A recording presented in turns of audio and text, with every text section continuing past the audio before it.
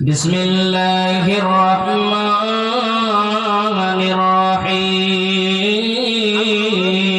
الرحيم والذين آمنوا وعملوا الصالحات أولئك أصحاب الجنة هم فيها خالدون আমার আল্লাহ বলে বান্দা হে আমার বান্দেরা তোমরা শুনে নাও হে আমার গোলাম তোমরা শুনে নাও ওয়াল্লাযীনা আমানু যারা আল্লাহর উপর ঈমান এনেছে আর যারা ঈমান আনে ও নেক আমল করে রে আমার আল্লাহ বলে বান্দা শুনে নাও ওয়াল্লাযীনা ওয়ামিলুস সালিহাতি নেক আমল করে আল্লাহর উপর ঈমান নিয়ে আসে নেক আমল করে আমার আল্লাহ বলছেন উলাইকা আসহাবুল জান্নাতি আমার আল্লাহ বলে বান্দা এরাই হলো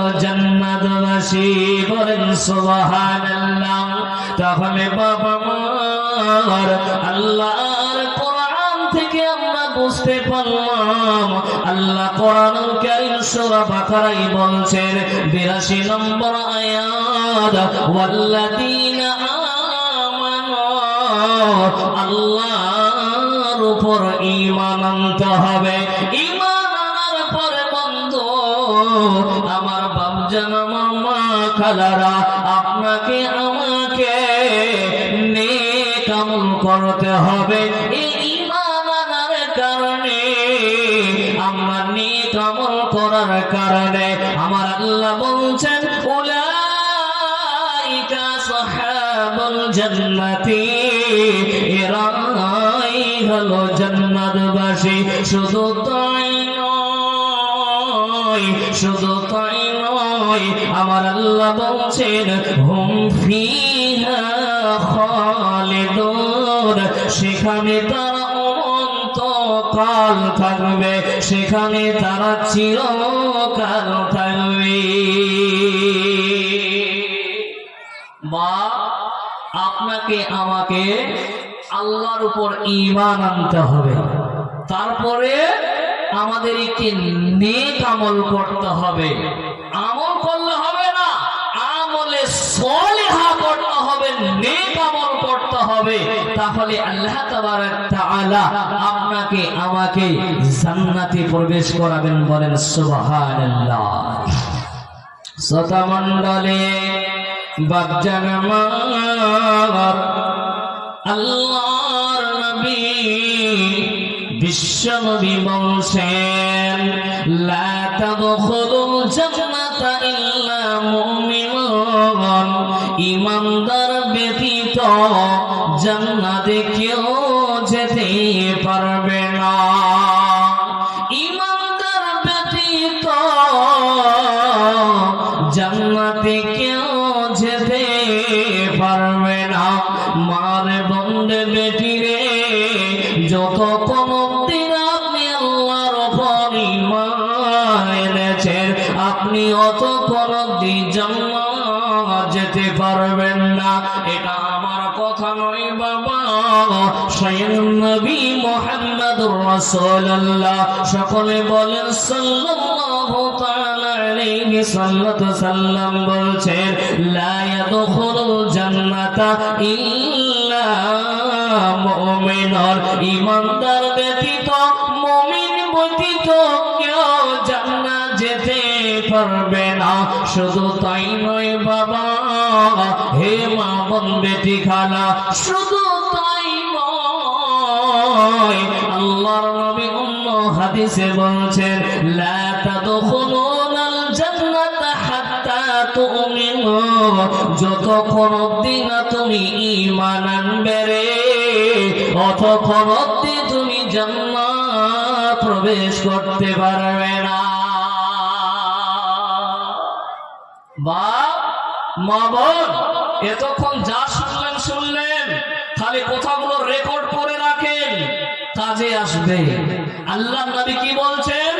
লা তাদখুলুনাল জান্নাতা হাত্তা তুমিনু, তোমরা ঈমান না আনা পর্যন্ত জান্নাতে প্রবেশ করতে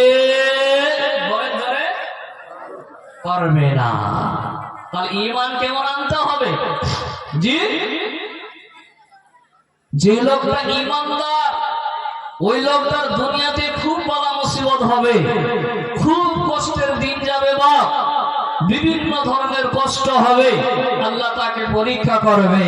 বাপজান, আপনাকে একটা লোকের কথা বলি, ওই লোকটা আল্লাহর উপরে ঈমান এনেছে, লোকটা খুব কালো কুৎসিত, ঠোঁট দুইটা মোটা মোটা, নাকটা মোটা, কালো কুৎসিত মানুষ। সেই লোকটা কে বাপ জানেন? কে? জি, ওই লোকটার নাম হযরতে বেলাল। হযরতে বেলাল আল্লাহর উপর ঈমান এনেছে। এ বাপ ভালো করে শোনেন, হযরতে বেলাল একজন পুরুষ, আমরা পুরুষ মানুষ।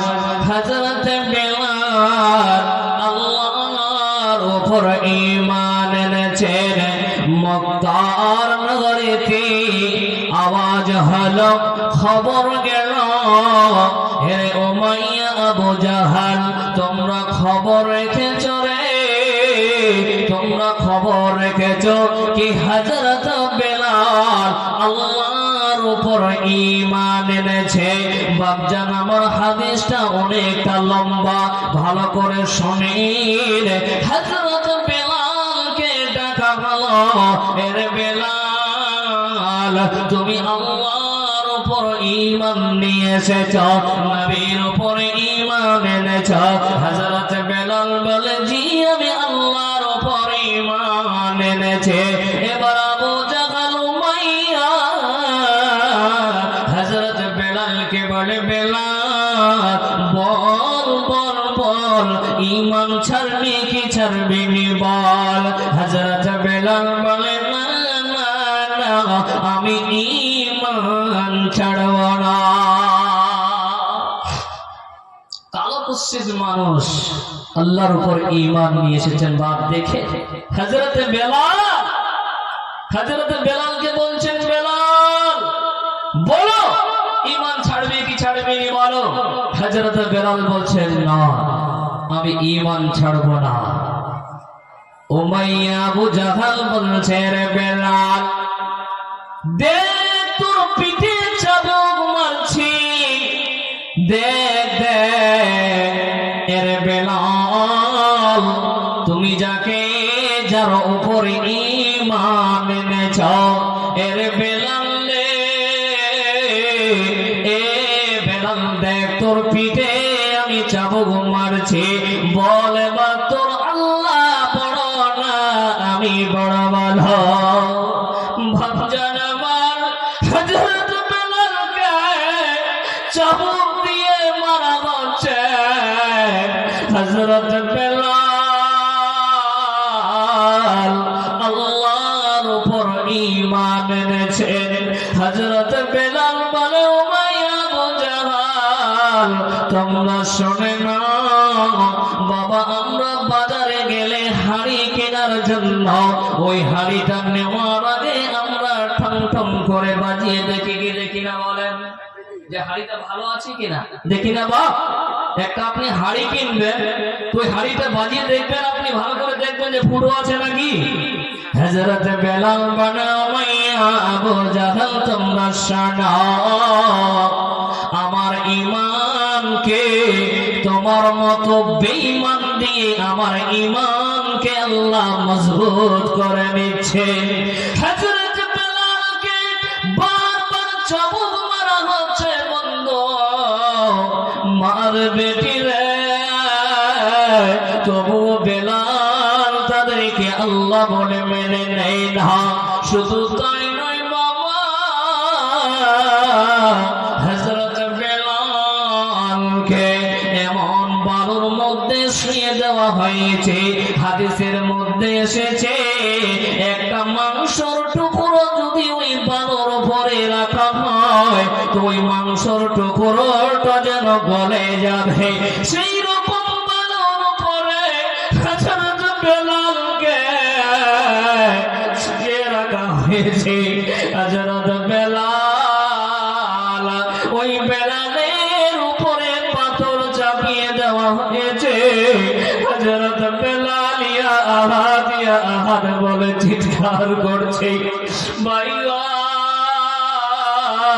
হযরত বেলাল আল্লাহর উপর ঈমান এনেছে, তবুও তিনি ঈমান ছাড়ছেন না, তবুও তিনি ঈমান ছাড়ছেন না। হযরত বেলালকে বলে, বেলাল এখনো তোমার সময় আছে, বলো ঈমান ছাড়বি কি ছাড়বি নি বলো।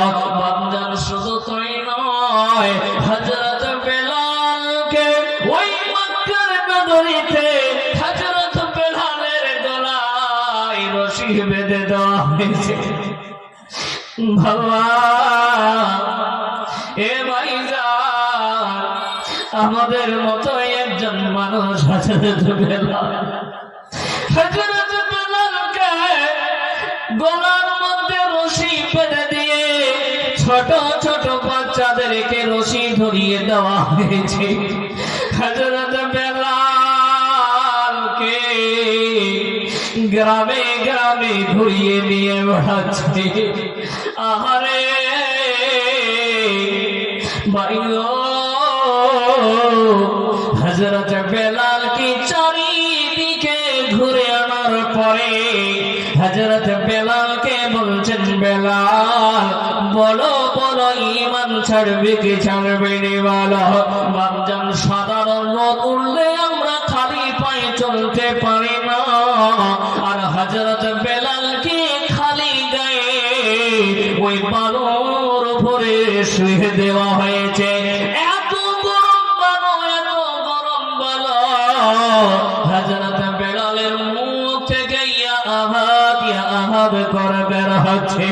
আল্লাহর নবী, বিশ্ব নবী রাস্তা দিয়ে যাচ্ছেন, যেতে যেতে দেখলেন বেলালকে শাস্তি দেওয়া হচ্ছে। আল্লাহর নবী যেন কান্না করছেন। বন্ধু হযরত আবু বকরকে বলেন, আবু বকর, এ আবু বকর, হযরত বেলালকে বাঁচাও। আবু বকর নিজের মাল নিয়ে উমাইয়া আবু জাহালকে দিয়ে দিলেন। হযরত বেলালকে খরিদ করে নবী মুহাম্মদকে দিয়ে দিলেন। এর মুসলমান, এত কষ্ট করার পর, এত কষ্ট করার পর হযরত বেলাল একবার ইমানের জন্য তাদেরকে আল্লাহ বলে মেনে নিলেন না। তিনি আল্লাহর উপর ঈমান কত কষ্ট করে এনেছেন, দেখো কেমন ঈমান এনেছে আমার নবীর সাহাবারা, সেই যুগের সাহাবারা, দেখো কেমন ঈমান এনেছে আমার নবীর সাহাবারা, সেই যুগের সাহাবারা। হযরত বেলাল ঈমান এনেছে কত কষ্ট করে, মরুভূমির গরম বালুতে তাজা রক্ত ঝরে, তবু বেলাল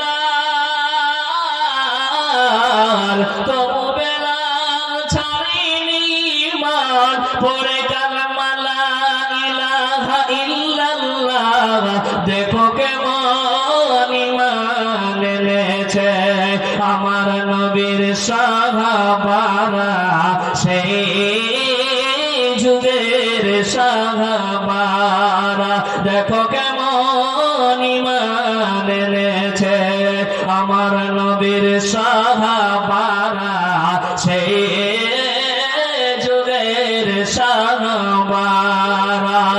হযরত খাম্বাব এনেছে ঈমান কত কষ্ট করে, আগুনের আঙ্গারের উপরে তাজা মাংস ঝরে, পিছন হইতে তাকালে পড়ে দেখা যায় শির দ্বারা, দেখো কেমন ঈমান এনেছে আমার নবীর সাহাবারা, সেই যুগের সাহাবারা। নারে তাকবীর! ভাইজান আমার, তাই হযরত বেলাল কত কষ্ট করে ঈমান এনেছেন, তাই আপনাকে আমাকে আল্লাহর উপর ঈমান আনতে হবে। সুবহানাল্লাহ, দুইখানা বলো। আহারে দাদা শুনেন, শুনেন, আমার জন্য চাইবো না দাদা, আমার ভাইজান 500 দিয়েছেন, খুব কম হয়ে যাচ্ছে। শুনেন শুনেন শুনেন, এদিকে বেশি চাইবো না, শুনেন এদিকে, মাত্র 3000 টাকা করে। জি 500 দিয়েছেন, 3000 টাকা করে। আমার কথাটা রাখুন, একজন ভাই আমার রেখেছেন 5000 টাকা দিয়েছেন, বাকিতে করেন। জি 2 বছর পর দিবেন, তাও করেন 2000 করেন, বলেন নারে তাকবীর। রব্বুল আলামিন, আল্লাহ আমার ভাইজান, আল্লাহ তোমার ঘর আবাদ করার জন্য রব্বুল আলামিন 2000 টাকা দিয়েছে। আল্লাহ তুমি তার দানকে কবুল করে নিও, আল্লাহ তুমি তার বালা মুসিবতকে তুমি দূর করে দিও, হায়াত দারাজকে তুমি বাড়াইয়া দিও। বাবা বলছিলাম যে আল্লাহর উপর ঈমান যদি নিয়ে আসে তাহলে আপনি হবেন জান্নাতি। মা, এখন তো আমি হযরত বেলালের বারে বললাম, এবার চলেন মা খালারা, আপনাদের মতো একজন মহিলা, একজন মেয়ে, সেই মেয়েটার নাম হলো সুমাইয়া, তার স্বামীর নাম হলো ইয়াসির। মা বোন আমার, বিবি সুমাইয়া ইসলাম গ্রহণ করলেন, আল্লাহর উপর ঈমান নিয়ে আসলেন। খবর হলো, এ বাপজান শোনেন, এই পৃথিবীর বুকে যে নেতা মন্ত্রীরা আছে তাদের পিছনে কিছু চেলা ঘুরে কি ঘুরে না? বলেন ঘুরে কি ঘুরে না? যেগুলো নেতা মন্ত্রী মেম্বার টেম্বার আছে এদের পিছনে কিছু লোক ঘুরে কি ঘুরে না? প্রশ্ন দিবেন বাবা, ঘুরে, যেটা ঘুরে সেটাই বলছি। তো উমাইয়ার কিছু চেলা আছে, চেলা এসে বলছে, উমাইয়া আবু জাহাল খবর রেখেছো? বলে কি? বলছে মক্কার চাকর চাকরানীরা পর্যন্ত আল্লাহর উপর ঈমান নিয়ে আসছে। কি খবর রেখেছো? হযরত উমাইয়া আবু জাহাল বলে, যাও তোমরা যাও, হযরত সুমাইয়াকে তার স্বামী ইয়াসিরকে তোমরা তাড়াতাড়ি করে নিয়ে আসো। নিয়ে আসা হলো মা জননী বিবি সুমাইয়াকে জিজ্ঞাসা করছে, এরে সুমাইয়া, তুমি আল্লাহর উপর ঈমান এনেছো? বিবি সুমাইয়া বলে, জি আমি আল্লাহর উপর ঈমান এনেছি। আবু জাহল উমাইয়া যেন বলে, তুমি ঈমান ছাড়বে কি ছাড়বে না বলো? তো সুমাইয়া বলে, না না না, আমি ঈমান ছাড়ব না। শুনুন মা বোন, সুমাইয়াকে বারবার বলা হচ্ছে, রে সুমাইয়া বল, ঈমান ছাড়বে কি ছাড়বে না বল। সুমাইয়া বলে, না না, আমি ঈমান ছাড়ব না। বারবার বলার পর আবার বলে, সুমাইয়া তুমি যদি ঈমান না ছাড়ো তোমাকে উলঙ্গ করে দেওয়া হবে। বা দেখে আল্লাহর উপর তারা ঈমান নিয়ে এসেছে কত মজবুত। বিবি সুমাইয়াকে বারবার বলা হচ্ছে, রে সুমাইয়া বল বল বল, ঈমান ছাড়বি কি ছাড়বি না বল। সুমাইয়া বলে, না না, আমি ঈমান ছাড়ব না। মা বিবি সুমাইয়া আপনাদের মহিলা বিবি সুমাইয়ার যেন কাপড়গুলো খুলে দেওয়া হয়েছে। মক্কার মানুষজন সকলে ফেল ফেল করে তাকিয়ে আছে। সুমাইয়ার কাপড়গুলো খুলে দেওয়া হয়েছে, উলঙ্গ করে দেওয়া হয়েছে। সুমাইয়াকে বলে, রে সুমাইয়া, বলো বলো এখনো টাইম আছে, বল এখনো টাইম আছে, বলো ঈমান ছাড়বে কি ছাড়বে না বলো। বিবি সুমাইয়া বলে, না না না, আমি ঈমান ছাড়ব না। মা বোন আমার বারবার বলার পর বিবি সুমাইয়া ঈমান ছাড়লেন না। সুমাইয়ার প্রসবের জায়গায় লজ্জা স্থানে বললাম গিয়ে বিবি সুমাইয়াকে যারা চিরজন্মের মতো বিদায় করে দিলেন। বিবি সুমাইয়া, বিবি সুমাইয়া, আল্লাহর নবী বলছেন ইয়াসির, হে সুমাইয়া তোমরা ধৈর্য ধারণ করো, সবর করো, তোমাদের জন্য আল্লাহ জান্নাত রেখেছে। বিবি সুমাইয়াকে দুনিয়া থেকে বিদায় করে দিলেন। মা জননী তার স্বামীকে বলে, ইয়াসির রে, তোর বিবিকে দুনিয়া থেকে বিদায় করে দেওয়া হয়েছে। ইয়াসির বল, বল ঈমান ছাড়বি কি ছাড়বি না বল। এবার ইয়াসির বলেন, না না না, আমি ঈমান ছাড়ব না। বাপজান আমার দুইটা ঘোড়া ডানে বামে বেঁধে দেওয়া হয়েছে। ইয়াসিরকে জমিনে শুয়ে দেওয়া হয়েছে এবং কি করা হয়েছে, দুইখানা শিকল যেন ইয়াসিরের দুইখানা পাই বেঁধে দেওয়া হয়েছে, আর দুইখানা ঘোড়ার গলায় ওই রশিটা বেঁধে দেওয়া হয়েছে। ওই ঘোড়া দুটো এত দ্রুত যাওয়ার কারণে বন্ধু ইয়াসির দ্বিখণ্ড হয়ে যায়, ইয়াসির পৃথিবী থেকে বিদায় হয়ে যায়। বাপজান আমার তবুও ঈমান ছাড়লেন না। ঈমানের পথে অবিচল থেকে আমার মরণ যেন হয়। ঈমানের পথে অবিচল থেকে আমার মরণ যেন হয়। প্রতিদিন সত্যের মুখোমুখি হয়, বেদিন ফাঁসি কারা করা হয় চাই। আজাজিলে সে গোমরাহি সুরগায় করে তোলে মধুময়। ঈমানের পথে অবিচল থেকে আমার মরণ যেন হয়। তোমারই কাছে মিনতি আমার মহামহিম দয়াময়। ঈমানের পথে অবিচল থেকে আমার মরণ যেন হয়। তো বাপজান, এক নম্বর আয়াতে চলছে যে আল্লাহ তাবারক তাআলা বলছেন, যারা ঈমান আনে এবং নেক আমল করে এরাই হলো জান্নাতি। শুধু তাই নয়, তারা সেখানে চিরস্থায়ী থাকবে, চিরকাল জান্নাতে থাকবে। তো বাপজান, বুঝা গেল যে আপনাকে আমাকে নেক আমল করতে হবে, আল্লাহর উপর ঈমান আনতে হবে, তাহলে আপনি আমি জান্নাতে যেতে পারবো, নচেৎ জান্নাত যেতে পারবো না।